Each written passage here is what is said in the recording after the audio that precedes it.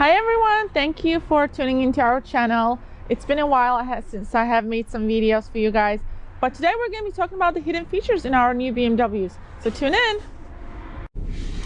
One of the hidden features in your BMW is the auto hold button, and that is located right over here. And all you have to do is just press this button and it lights up green color.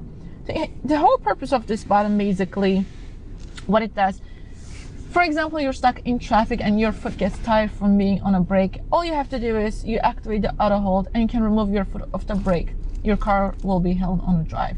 When you're ready to proceed, when you're ready to drive, all you have to do is just hit on the gas pedal, your car will drive.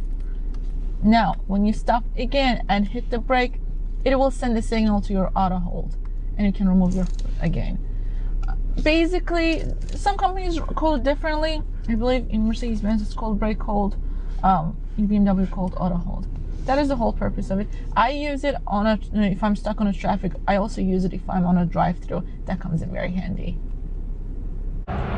Thank you guys so much for watching our short videos today. Hope they were helpful. See you next time.